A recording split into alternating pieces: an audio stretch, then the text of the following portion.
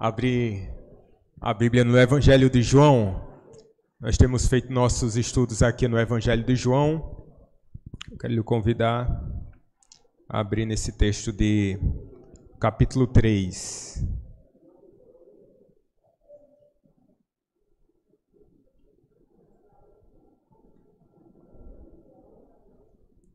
Capítulo 3 do Evangelho de João.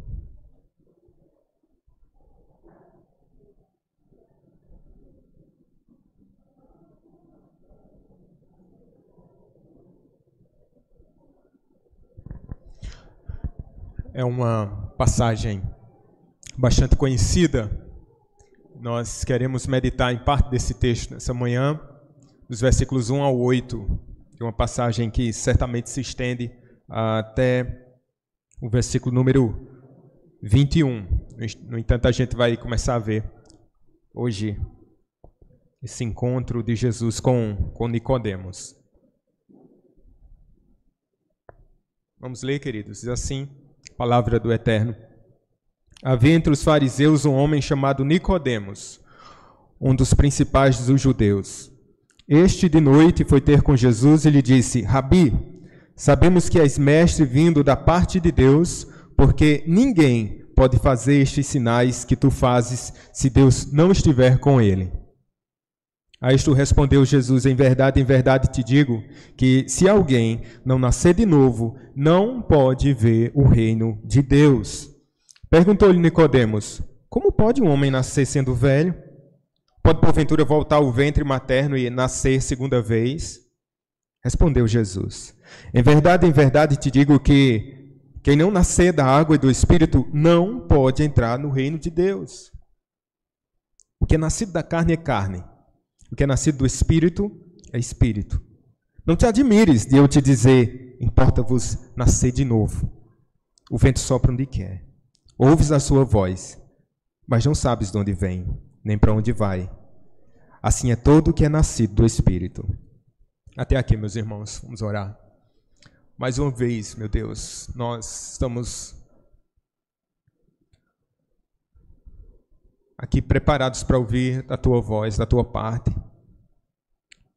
E, meu Deus, a Tua palavra é tão rica, Senhor, tão poderosa.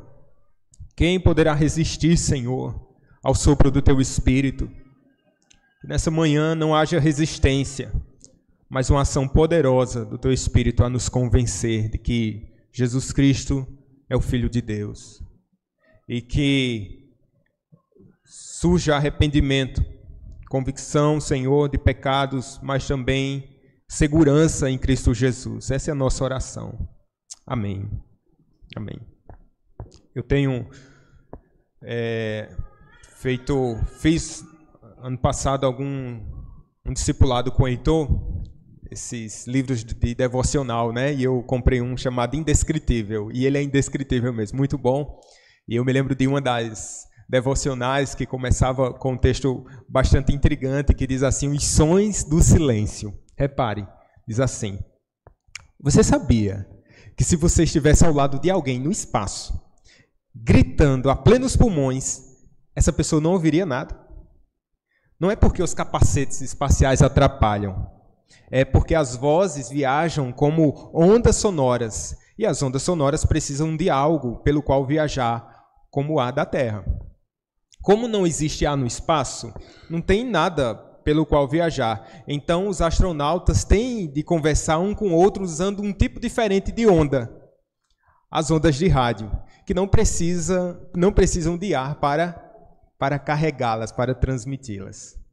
Pensando nisso, às vezes a comunicação se torna algo extremamente difícil, né, gente? Ineficaz. Às vezes é como se a gente estivesse gritando e a outra pessoa sem entender completamente nada. Esposas, não lembrem dos vossos maridos. Às vezes a comunicação é algo difícil. Às vezes sim, não depende da retórica, não depende da força argumentativa daquele que expõe um conteúdo. Não, é algo extremamente difícil. Você já deve ter se deparado com isso. Um professor na sala de aula que aos berros tenta passar um conteúdo e os alunos não entendem absolutamente nada. Uma tarefa que é replicada e repetida tantas e tantas vezes, mas parece que a gente está falando Grego. Falando grego. Eu me deparei com essa, com essa verdade no seminário, né, pastor? Do falar grego. Meu Deus, que negócio complicado. É como se estivéssemos gritando, mas ainda assim a pessoa que nos ouve não fosse capaz de compreender o que estamos dizendo.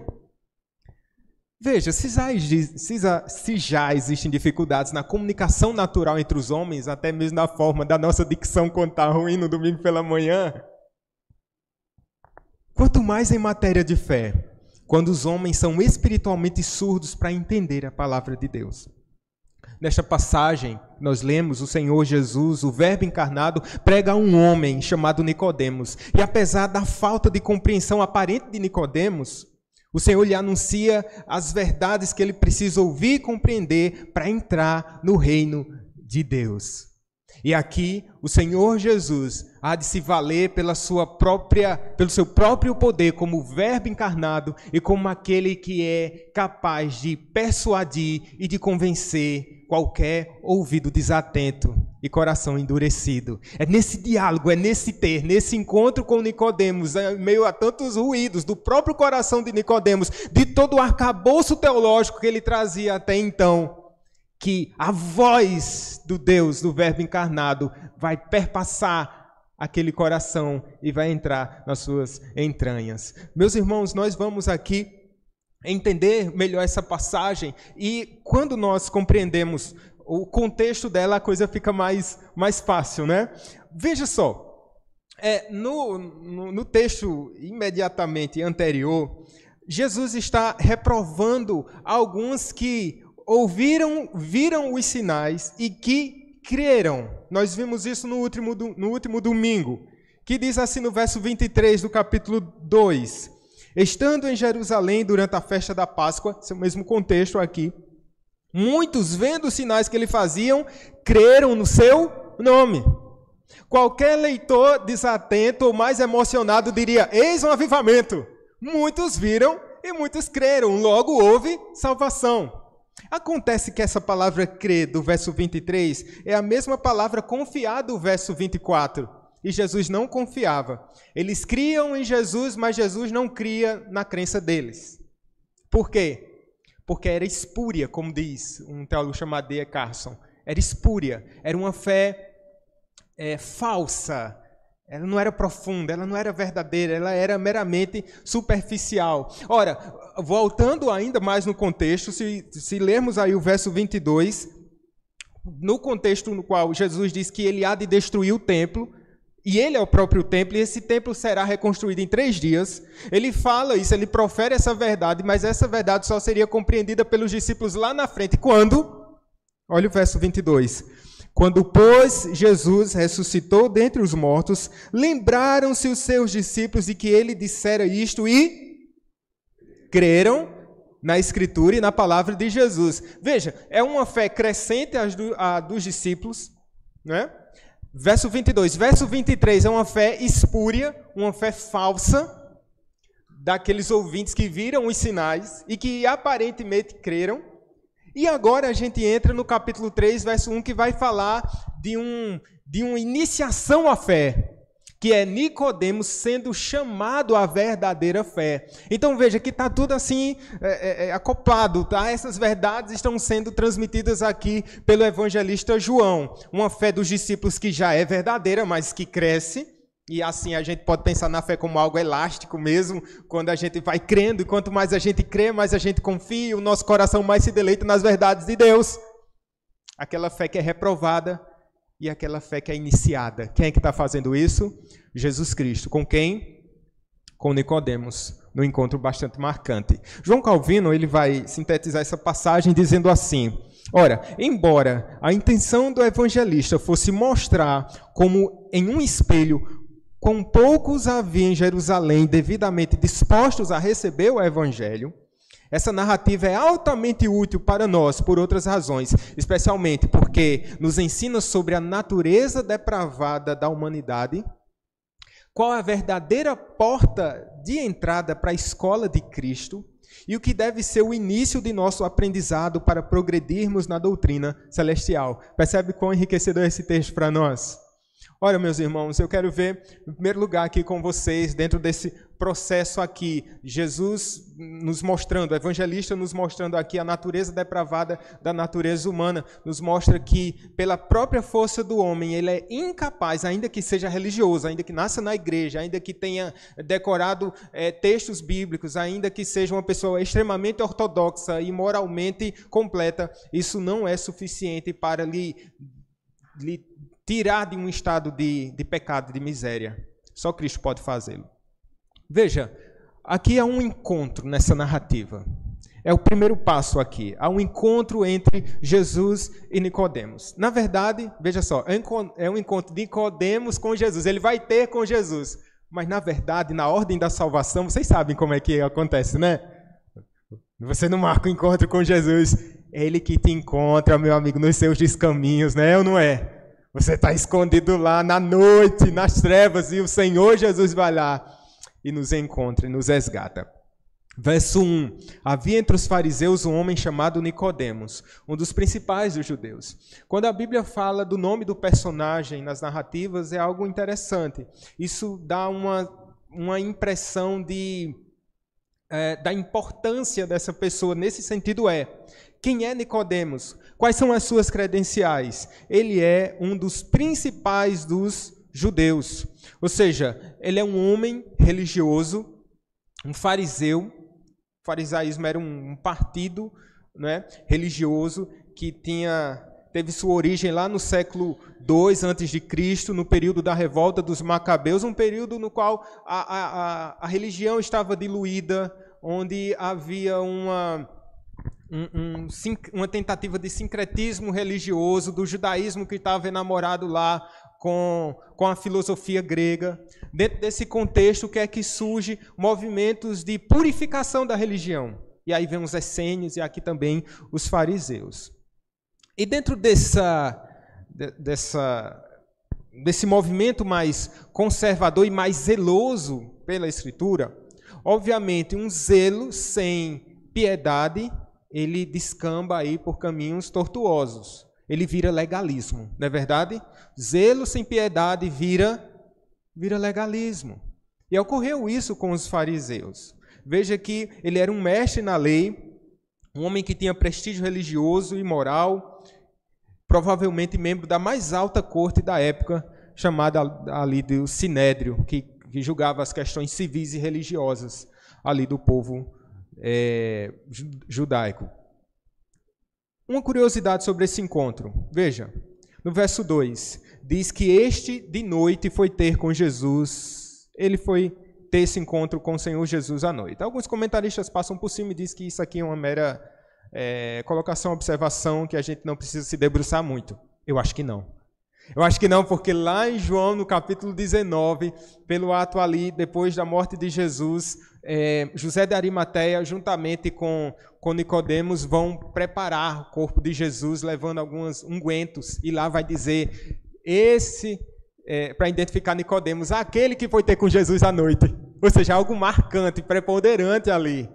Vejam, meus queridos, por que ele vai ter com Jesus à noite? Porque esse encontro é na calada da noite, na surdina. Talvez sua posição religiosa faz com que ele tente manter a discrição, ou por isso ele não quer correr riscos, porque a sua reputação estaria em jogo. Veja, os fariseus eles já tinham mandado uma comitiva lá para João Batista para obterem mais informações acerca de Jesus. Ou seja, era notório ali a presença de Jesus. Os sinais, veja, João é demarcado, vocês já entenderam isso? Até o capítulo 11 é o livro dos sinais que é chamado. Então são 7 sinais que são bem marcantes no Evangelho de João. E qual o objetivo desses sinais? Mostrar a divindade do Verbo, mostrar o seu poder. E através desses sinais muitos se chegariam e reconheceriam o senhorio de Cristo. Muitos estavam vendo, inclusive Nicodemos já tinha notícias acerca desse Jesus. É claro, esse encontro ele ocorre à noite, talvez por medo de manchar sua reputação e de críticas por parte do Sinédrio, talvez. Isso mostra, de certa forma, um certo temor, receio do Nicodemos. Por que ir depois do pôr do sol. E às vezes é assim conosco.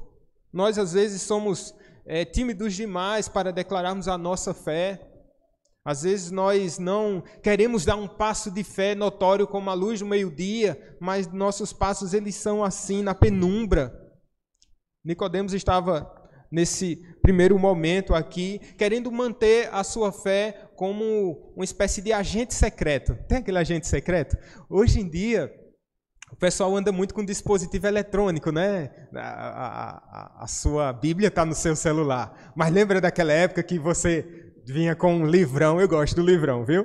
E aí, quando você chegava, você ficava pensando, meu Deus, todo mundo vai ver que eu estou com essa Bíblia. E ali era uma marca, né? Era uma confissão pública de fé você andar com a Bíblia, né? Imagina essa Genebra. Você quase precisa de uma carroça para carregar essa Bíblia, né? Mas olha só, e aí você ficava lá todo discreto e tentando só levar aquela dos Gideões, né? Cabe no bolso e tal, ninguém pode saber. Meus irmãos, a nossa fé, ela é pública. Ela deve ser declarada, claramente, ratificada. Hoje, as pessoas tentam se esquivar, dizendo assim, alguns dizendo, você é crente? Eu sou, mas eu não sou um radical. Né? Não, eu não sou desse jeito e tal. A minha igreja é bem descolada, vai lá para você ver como é. Vamos lá para você visitar. E a gente tenta sempre tirar algum tipo de peso e dizer assim, é leve, nosso evangelho é light, é tranquilo, eu sou, mas não sou. Ah, espírito de Nicodemos que ainda está entre nós. Ou você é, querido, ou você não é. Não existe um meio termo, não é verdade? Lembra daquela famosa história de um grande guerreiro lá que foi o Filipe da Macedônia. Foi o pai de Filipe da Macedônia. Talvez alguém se lembre aí. Um grande guerreiro, um estadista, bem famoso. E aí ele tem um soldado lá que está amedrontado porque não quer ir à batalha. E aí ele vai ser denunciado a esse grande general. E esse general, ao se deparar com essa covardia, ele chega para esse jovenzinho trêmulo lá e diz, jovem, qual é o seu nome? Aí ele diz assim, meu nome é Alexandre. E o nome do general era Alexandre o Grande. Aí disse, jovem, ou você muda o seu nome, ou você muda de atitude. Né? Qual é o nome que nós carregamos? É o de Cristo Jesus.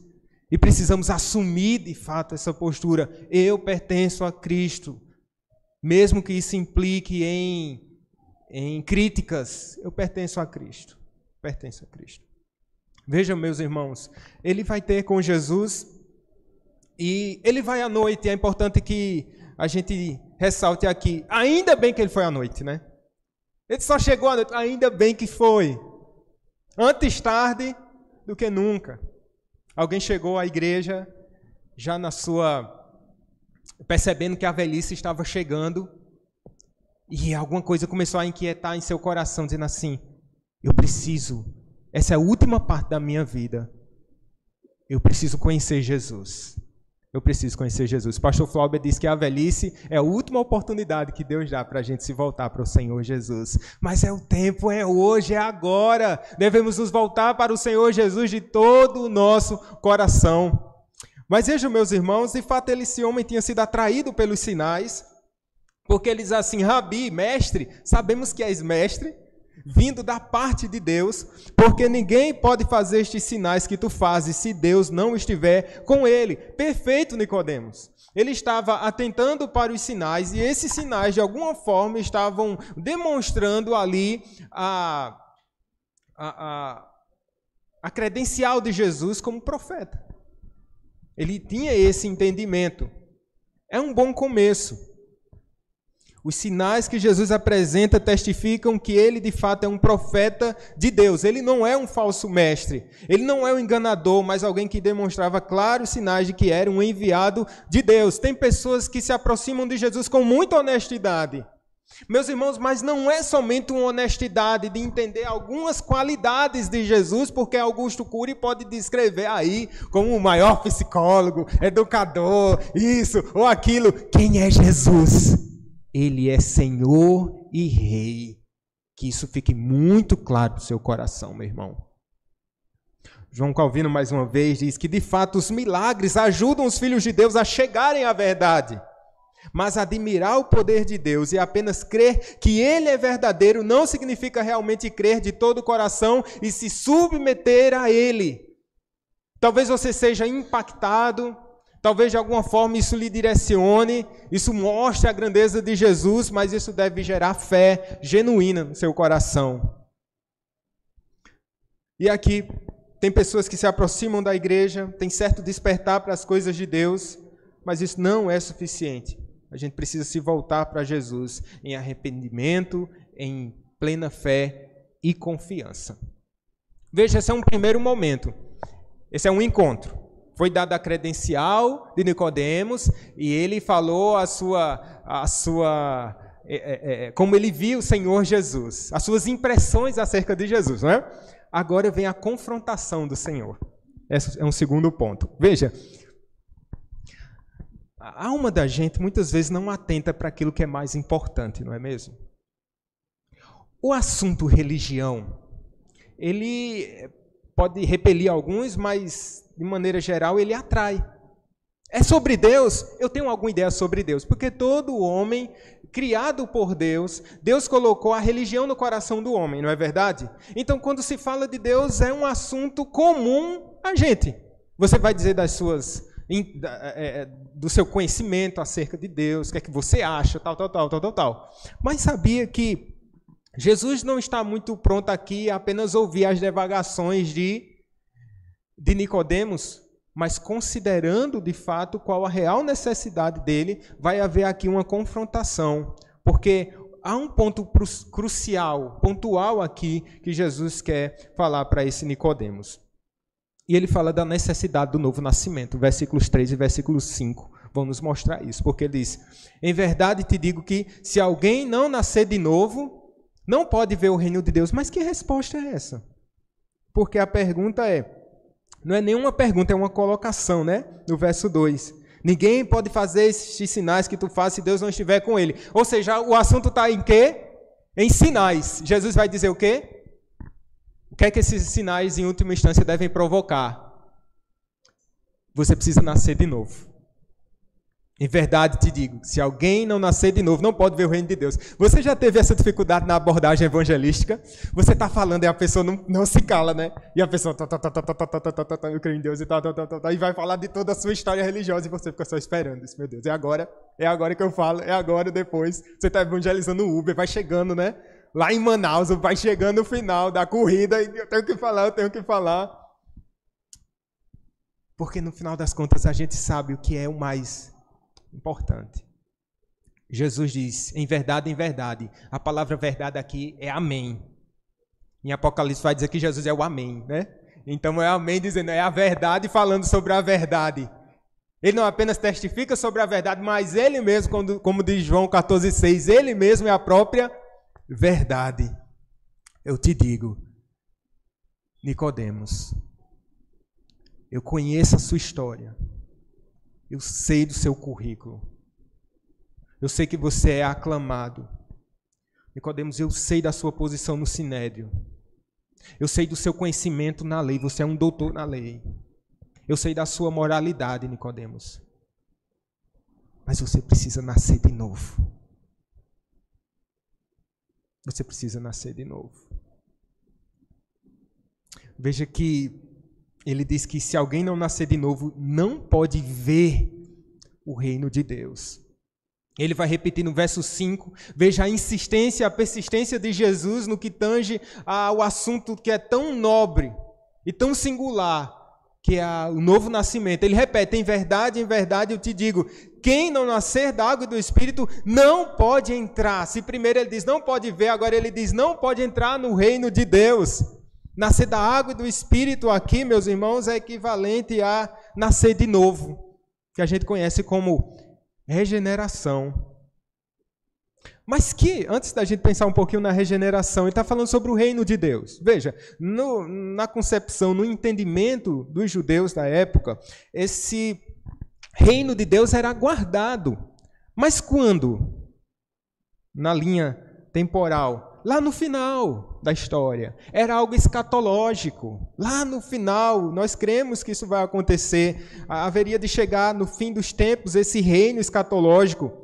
Mas a verdade do Evangelho vem nos mostrar que o reino de Deus já chegou, já está entre nós. E ele já foi inaugurado por meio do Messias. Sim, João Batista veio anunciando que é chegado o reino de Deus está por vir, e o próprio Jesus vai dizer que o reino de Deus é chegado.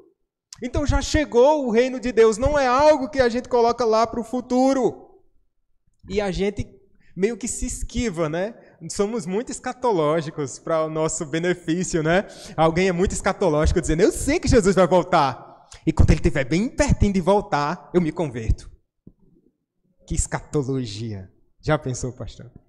Jesus, ele vai voltar. E quando ele estiver bem pertinho de voltar, aí eu vou fazer minha pública profissão de fé. Eu sei que ele vai voltar.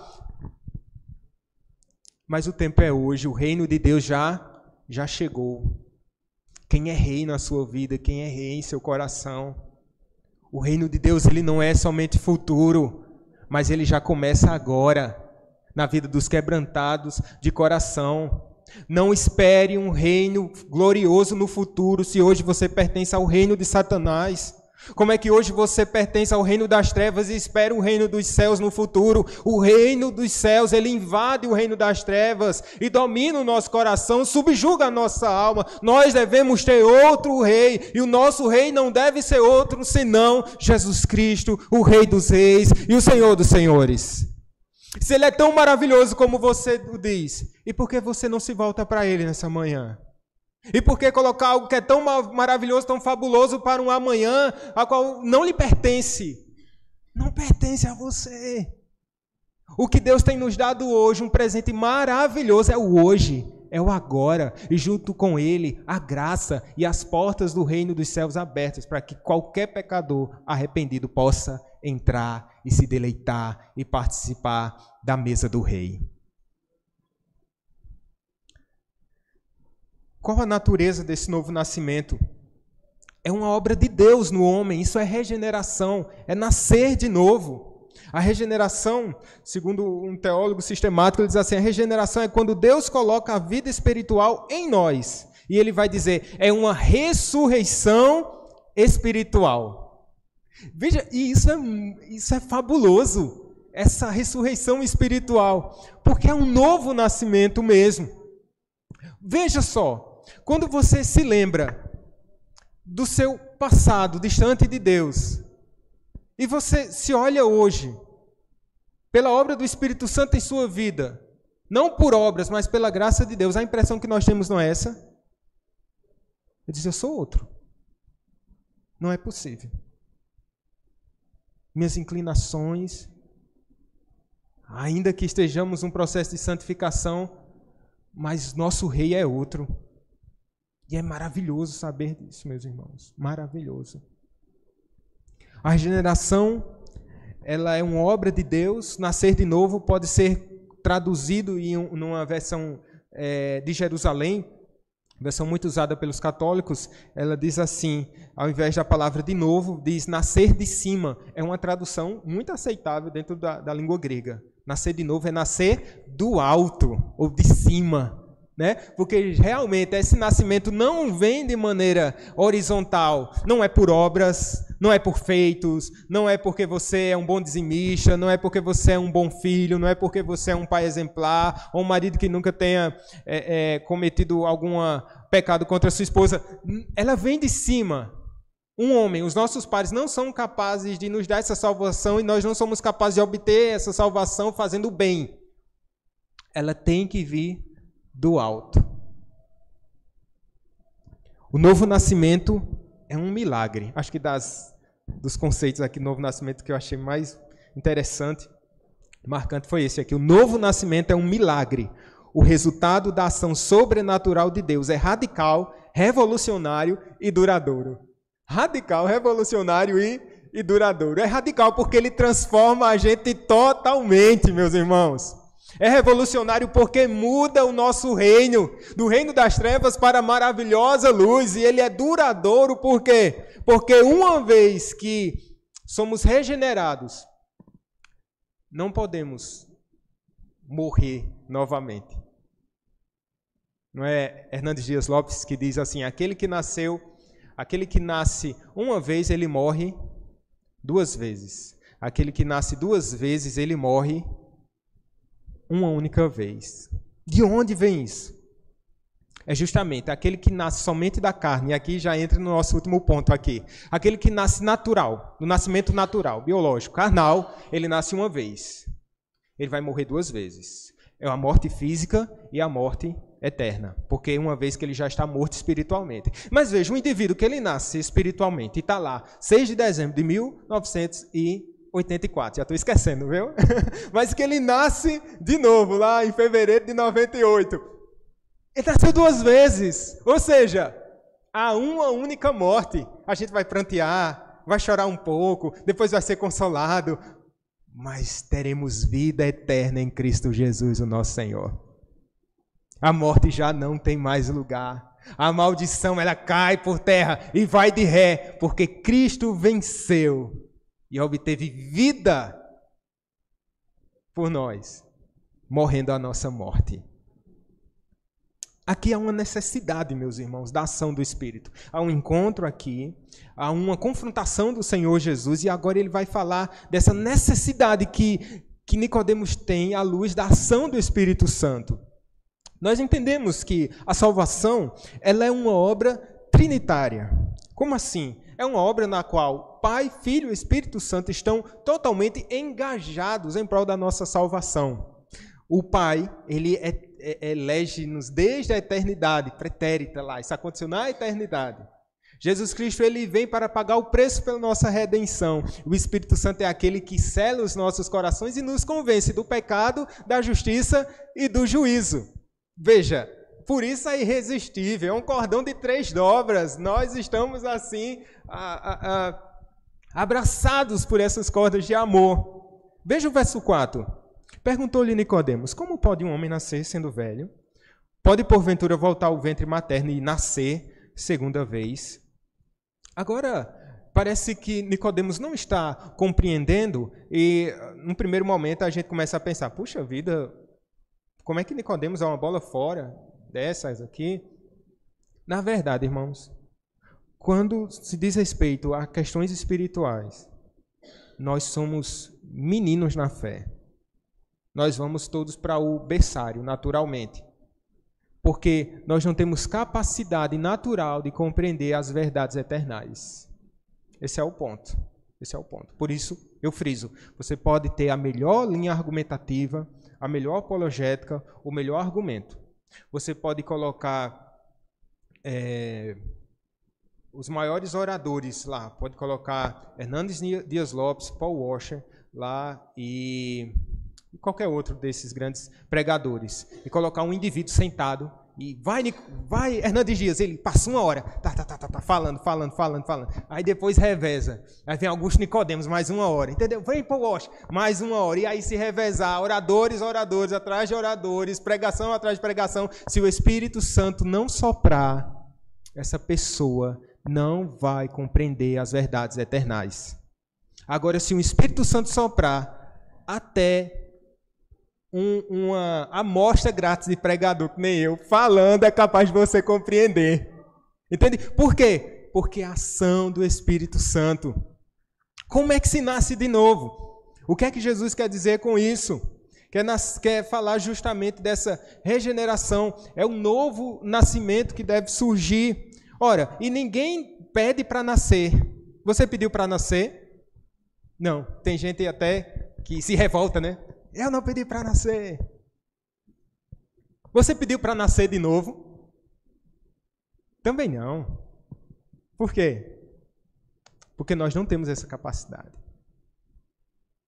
Mas essa verdade precisa ser dita. E ele vai dizer, veja só, veja comigo o verso 6. Verso 5. Em verdade te digo, quem não nascer da água e do Espírito não pode entrar no reino de Deus. Ele vai usar essa expressão agora, nascer da água e do Espírito. E essas duas coisas, elas são intercambiáveis. Na verdade, elas dizem respeito à mesmíssima coisa. Alguns vão fazer a distinção sobre essa questão da água, que se referindo aqui ao batismo. Alguns vão dizer que se refere lá ao batismo de João Batista. Talvez seja uma interpretação até plausível. Mas não necessariamente aqui, meus irmãos. Quando Jesus está falando a Nicodemos, nós compreendemos melhor que Jesus está falando de alguma verdade que Nicodemos, de alguma forma, tinha ouvido falar. Por exemplo, Jesus diz, você mexe na lei e não compreende essas coisas? Ora, se Jesus estivesse falando de uma realidade tão alheia assim, seria muito irônico da parte de Jesus, né? Mas ele está falando algo verdadeiro. Você mexe na lei e não compreende essas coisas? E aí, eu acho muito interessante, porque lá em Ezequiel, capítulo 36, olhe lá, Ezequiel 36, veja as expressões água e espírito aqui. Aqui aludem.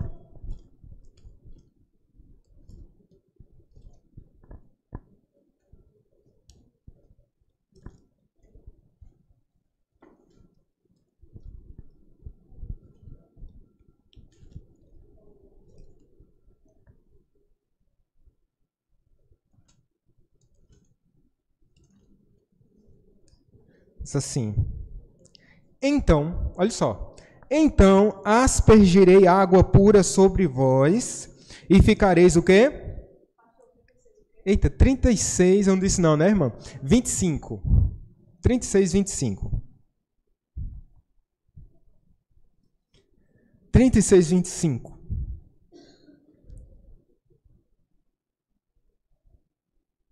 Agora? Agora sim, né? Vamos lá. Então aspergirei o quê? Água pura sobre vós. E ficareis o quê, irmãos? Purificados. De todas as vossas imundícias e de todos os vossos ídolos vos purificarei. Veja 26. Dar-vos-ei o quê? Coração novo, e porei dentro de vós espírito novo, tirarei de vós o coração de pedra e vos darei coração de carne. Olha o que diz o verso 27. Porei dentro de vós o meu, água e espírito. Percebam. E farei que andeis nos meus estatutos, guardeis os meus juízos e os observeis. Veja, essa linguagem que Nicodemos, que Jesus Cristo está trazendo à tona, é uma verdade da lei que Nicodemos deveria estar aguardando nesse sentido. Veja, o que é que esse espírito, o que é que a água vai fazer? Purificar. Esse espírito há de trazer uma nova natureza, porque vai ser dado a vocês um novo coração. O que significa nascer de novo? É o ato de Deus implantar em nós um novo coração e uma nova natureza. Isso não é habilidade de um cardiologista, mas é obra do Espírito Santo, que é poderoso para penetrar o mais íntimo do nosso ser e tirar. Não é restaurar. Você não precisa de uma reforminha. Você precisa de um novo coração. Porque todas as nossas intenções, elas são insuficientes para nos levar ao céu. Precisamos de um novo coração. Veja o jovem rico, Marcos 10. Chega lá um jovem rico e diz, Senhor, mestre, o que farei para herdar a vida eterna? Aí Jesus diz assim, olha, vai lá e cumpre os mandamentos e tal. Aí, veja só, o jovem rico diz assim, tudo isso tenho observado desde a minha juventude. Ele está falando a única pessoa que cumpriu todos os mandamentos cabalmente, porque em Cristo não havia nenhuma imperfeição. Ele está dizendo para esse, dizendo assim, tudo isso eu tenho observado. Como é, meu filho? Você tem observado tudo isso? As melhores intenções do nosso coração são manchadas pelo pecado, queridos. São manchadas pelo pecado. Lembra lá do Francisco de Assis, que ele faz de maneira muito amorosa e cuidadosa, ele está caminhando e vê alguém, uma senhora que está passando um frio, era uma noite muito fria, e o Francisco de Assis está lá com a sua manta, e aí chega perto dessa mulher e coloca a manta sobre ela e ela fica aquecida. Veja que boa obra, não é? Que boa obra, que coisa maravilhosa. E Francisco de Assis é um expoente, ele é lembrado justamente pelas suas boas obras. Alguém que abre mão de suas riquezas, não é verdade? Daqui a pouco Francisco de Assis dá alguns passos e logo à frente ele tomba e começa a chorar, e chora de maneira inconsolável. E aqui algumas pessoas, alguns dos seus discípulos chegam até Francisco de Assis: foi o que aconteceu? O senhor está com frio, o que é que a gente pode lhe ajudar? Francisco de Assis, tomando o choro, diz assim: é porque eu me orgulhei. Eu me orgulhei. Veja, queridos, até as nossas melhores obras são manchadas pelo pecado. Por isso nós precisamos de uma salvação que venha do alto, que venha do próprio Deus. Vamos seguindo aqui. Ele diz no verso 6, algo que é talvez fácil agora da gente entender dentro dessa narrativa. O que é nascido da carne é carne, o que é nascido do Espírito é Espírito. Aqui ele está falando do nascimento biológico, natural, confrontando aí com o nascimento espiritual. Nascer do Espírito não é da ordem humana, não é da competência humana fazê-lo. É uma obra que vem do alto. Nascido da carne, aqui significa ser nascido de Adão. E com essa natureza pecaminosa. No verso 7 diz: não te admires se eu te dizer, aliás, importa-vos nascer de novo. Não te admires. Não devemos duvidar de que pelo Espírito de Deus somos formados novamente e feitos novos homens, embora a maneira como ele faz isso nos seja oculta. A salvação vai além da compreensão humana. Por isso, Jesus está dizendo: não te admires de eu te dizer, importa-vos nascer de novo. Como assim não te admires? Espera aí, Jesus, o Senhor está dizendo que eu vou ter que largar tudo aquilo que eu tenho conquistado através do meu próprio esforço, o meu conhecimento da lei, a minha moralidade. Quer dizer, Jesus, que eu não posso me valer de nada disso que eu tenho absorvido, que eu tenho reunido. Esse é o meu capital espiritual. O que eu fiz, toda a minha história, quer dizer que eu tenho que largar toda a minha trajetória, quer dizer que todo o meu esforço até aqui foi vão. É isso, Jesus? É. Você tem que ser pobre de espírito para herdar o reino de Deus. Pobre de espírito. Veja, voltando lá, o jovem rico, ele está confrontando Jesus, dizendo, se gabando diante do mestre: que farei eu? Eu já tenho observado. Jesus vai, toca na ferida e diz assim: vai lá, vende tudo que você tem, doa para os pobres. Veja que atitude, né? Bacana. Depois volte para mim e aí você pode me seguir. Ele sai entristecido e com raiva, ele não volta. Aí eu fico olhando para a história de jovem rico, eu fico pensando assim: meu Deus, será que eu tenho feito isso? Será que eu estou disposto? Vamos ser bem franco aqui. Você está disposto a vender tudo que você tem e dar para os pobres? Eu vou dizer a vocês: tenham misericórdia de mim. Eu não tenho, não. Mas eu queria ter. Mas veja, a salvação não depende disso. Mas muito mais de uma pobreza, ou totalmente de uma pobreza espiritual. Se aquele jovem, penso eu, tivesse chegado até Jesus e dito assim: Senhor, tu sabes, eu não tenho coragem de me desfazer do que eu conquistei.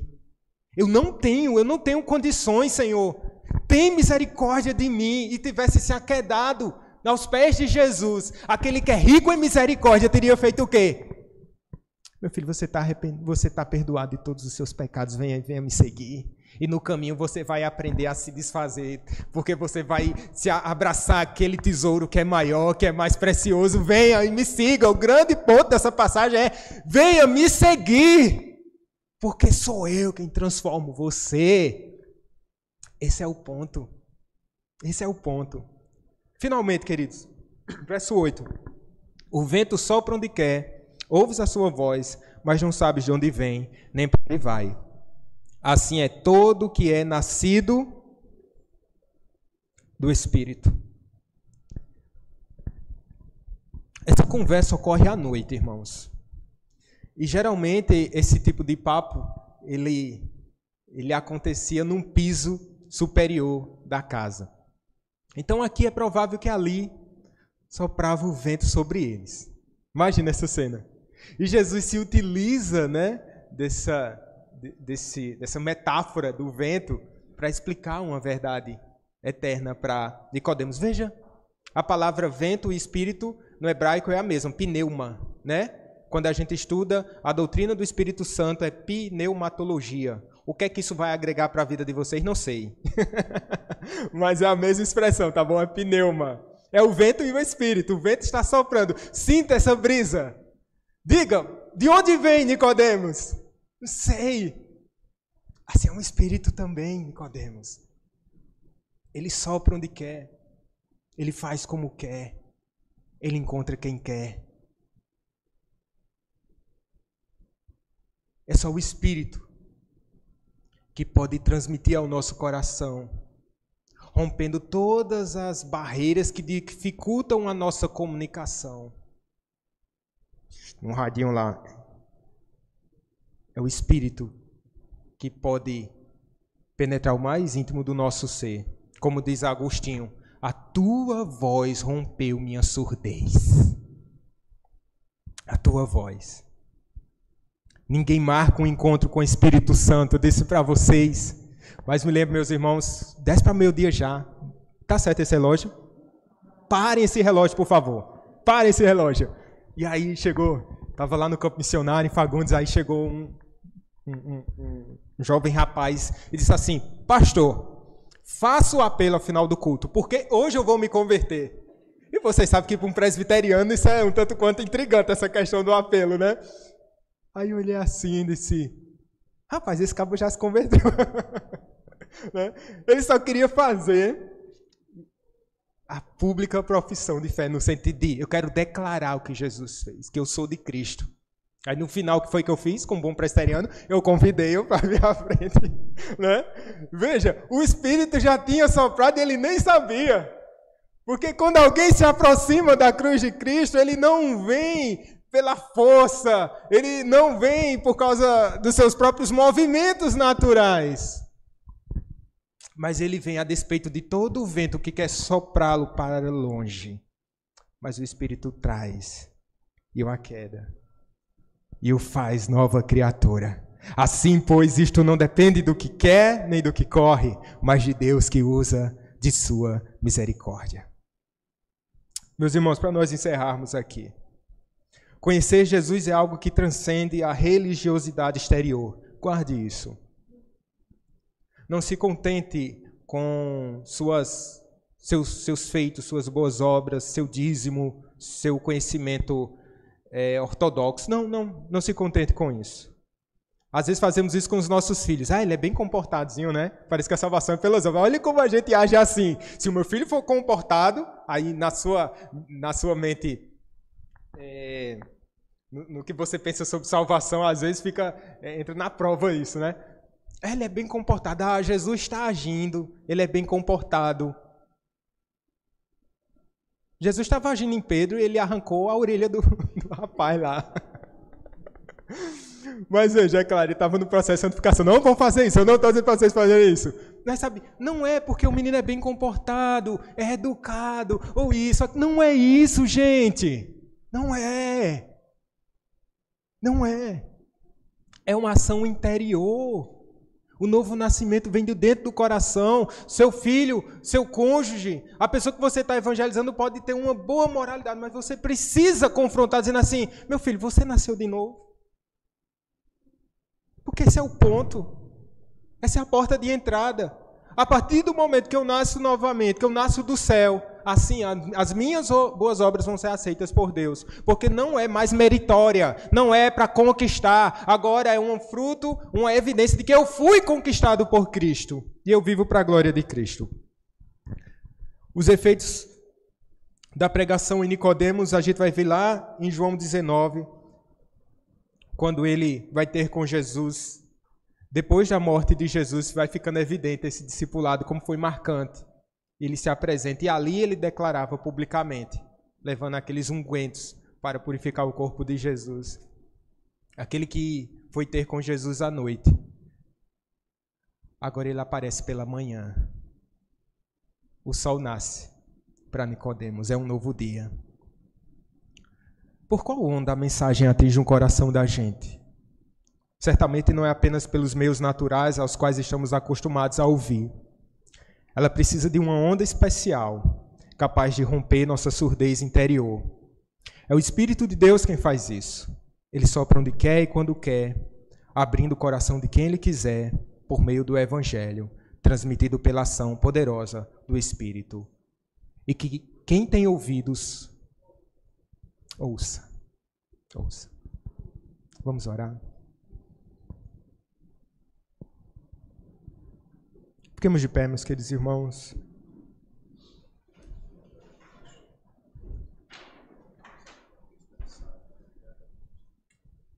Amado Deus, nós nos colocamos à Tua presença, te agradecemos pelo Teu Evangelho exposto, a Tua verdade que nos confronta, na verdade que nos encontra, que nos confronta e que nos transforma. Não é obra do homem, para que ninguém se glorie. Não é obra da igreja, ela não é detentora da salvação. Não é fruto, Senhor, da nossa mente, da nossa razão. Não, Senhor, é obra do Espírito Santo. Meu Deus, eu não posso fazer nada, nem por mim, que dirá por esses ouvintes, mas o Senhor pode. O Senhor tem a chave de cada um desses corações. E o Senhor pode entrar. Meu Deus, que corações se rendam a Ti e que possamos Te amar, Senhor, ó Salvador nosso, que rompeu a nossa surdez, que trouxe luz quando a nossa estrada era só escuridão. Ao Senhor seja a glória para sempre. Amém. Recebamos a bênção, que é a maravilha.